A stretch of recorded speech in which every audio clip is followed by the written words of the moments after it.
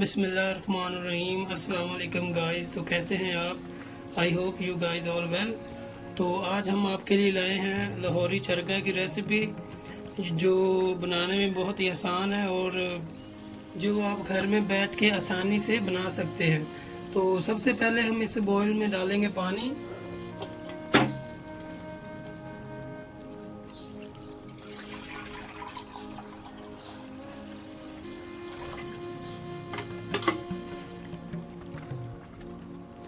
اب ہم اس میں تھوڑا سا ڈالیں گے یہ لہسن کا پیسٹ، تھوڑا سا ڈالیں گے ادرک کا پیسٹ، اور تھوڑا سا ہم ڈالیں گے 1 چمچ تقریباً سرکہ، تاکہ اس میں سے وہ جو چکن کی اسمیل ہے وہ ساری ختم ہو جائے۔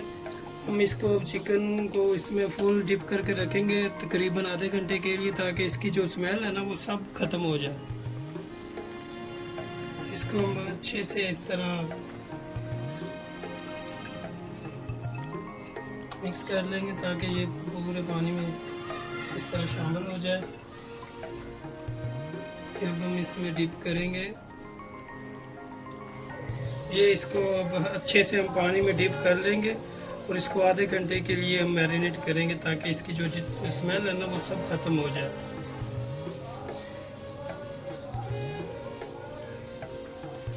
جی اب ہم نے وہ جو چکن وہ فریج میں رکھ دیا ہے، تو تب تک ہم اس کا جو دوسرا مٹیریل وہ بنا رہے تھے میرینیشن کے لیے۔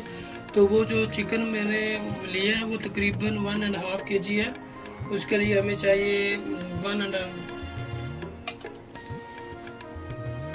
اس کے لیے ہمیں چاہیے 1.5 کپ یہ دہی میں نے لے لیا ہے۔ اس کو ڈالیں گے اس میں،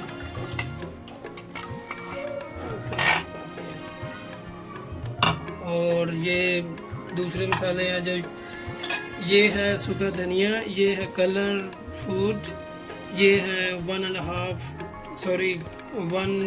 اسپون یہ ہلدی ہے، اور یہ 1 اسپون نمک ہے، اور 1 اسپون یہ لال مرچ ہے، اور یہ گرم مسالہ ہے 1 ٹیبل اسپون، اور یہ کالی مرچ ہے 1 ٹیبل اسپون، اور یہ دڑا مرچ 1 ٹیبل اسپون۔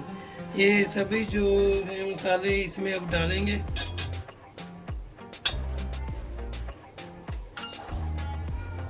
بسم اللہ الرحمن الرحیم۔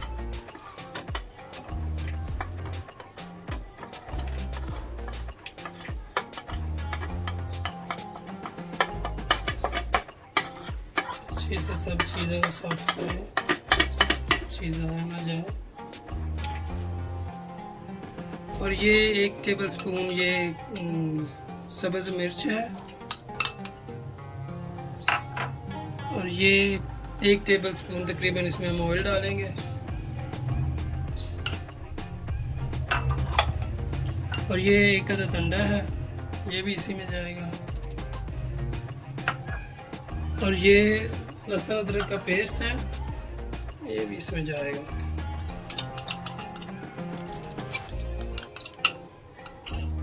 اور یہ میں نے 1 عدد لیمن لیا، جو یہ بھی میں اسی میں ڈالوں گا۔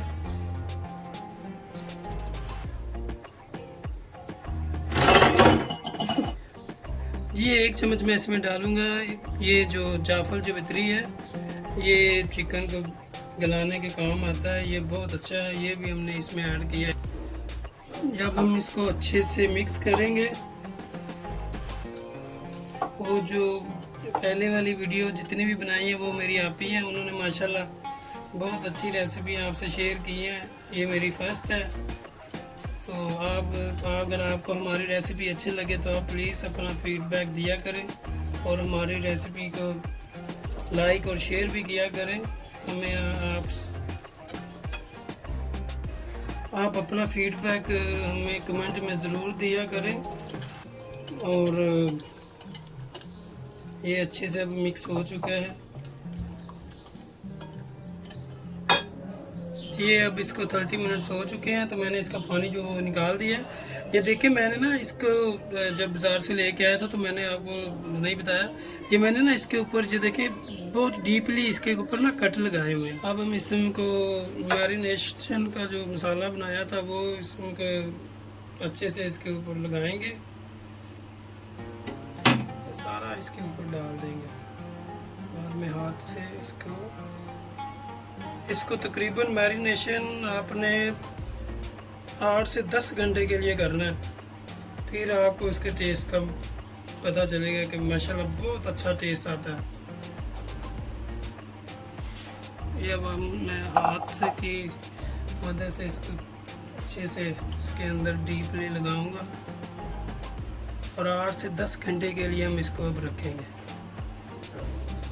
ये देखिए दोनों तरफ से ना अच्छे से हाथ की मदद से इसके जितना जो मसाला है इसके अंदर भी पूरा इस तरह लगा लें ताकि मसाला अंदर तक घुस जाए इसके। इस तरह ना कोई इसकी जो जगह है वो खाली ना रह जाए मसाले से, इसलिए ना अच्छे से इसको इस तरह इसके जो डीप कट हैं उनके अंदर मसाले को लगाएं। जी ये मसाला मैंने अच्छे से इसको लगा लिया है। तो अब हम इसको रखेंगे तकरीबन 10 घंटे के लिए फ्रिज में, और जब ये अच्छे से इसको ये मैरिनेट हो जाएगा तो फिर मैं आपसे मिलता हूँ। जी अब इसको पूरे 10 घंटे हो चुके हैं, तो अब हम इसको कुक करेंगे 25 से 30 मिनट के लिए तकरीबन हम उसको स्टीम करेंगे। ये अब हम इसको कुक करेंगे स्टीम 25 से 30 मिनट के लिए। इस तरह हमने इसके ऊपर रख दिया है, और ये जो पूरा मसाला है ना हम इसके ऊपर ही डालेंगे ताकि इसकी खुशबू आए इसमें से। माशाल्लाह बहुत अच्छी खुशबू अभी से आ रही है, अच्छी से साफ आ रही है। अब हम इसको 25 से 30 मिनट के लिए करेंगे और दरमियान में इसको देखते भी रहेंगे कि ज़्यादा इसको छू ना जाए। बस ये देखिए ये पूरी तरह इसमें रख दिया। अब हम इसको ऊपर से बंद करेंगे इस तरह, और मिलते हैं आपसे आधे घंटे के बाद। चलो जी अब इसको देखते हैं। इसको तकरीबन 15 मिनट हो चुके हैं और माशाल्लाह बहुत खूबसूरत खुशबू आ रही है, पूरे घर हमारे घर में फैल गई है। और माशाल्लाह इसको तकरीबन अभी बस हम 10 मिनट और पकाएंगे क्योंकि ये ऑलमोस्ट डन हो चुका है। माशाल्लाह से 15 मिनट हमने इसको अभी कुक किया है, तो 10 मिनट और कुक करेंगे। और अगर आप हमारे चैनल पर नए हैं तो आप सब्सक्राइब करें और अपनी फैमिली के साथ ये रेसिपी ज़रूर शेयर करें। ये मैंने अभी फ्लेम को बंद कर दिया है। ये माशाल्लाह से अभी चेक करते हैं। माशाल्लाह माशाल्लाह ये देखें, ये माशाल्लाह बहुत अच्छी खुशबू आ रही है और ये बिल्कुल तैयार हो चुका है। अभी मैं इसको निकाल के तो बाहर रखता हूँ। बाद में इसको हम 5 मिनट के लिए करेंगे फ्राई, और बाद में आपसे मिलता हूँ। ये मैंने बाहर निकाल लिया है, तो अब हम इसको ठंडा होने देंगे, बाद में हम इसको फ्राई करेंगे। अब इसको गरम गरम करेंगे तो ये टूट भी सकता है, तो इसलिए ना हम इसको ठंडा होने देंगे। ये मैंने कढ़ाई चूल्हे पर चढ़ा लिया और मैंने 1 कप ऑयल लिया है। अब हम इसको शैलो फ्राई करेंगे तकरीबन 3 से 4 मिनट एक साइड और 3 से 4 मिनट दूसरी साइड।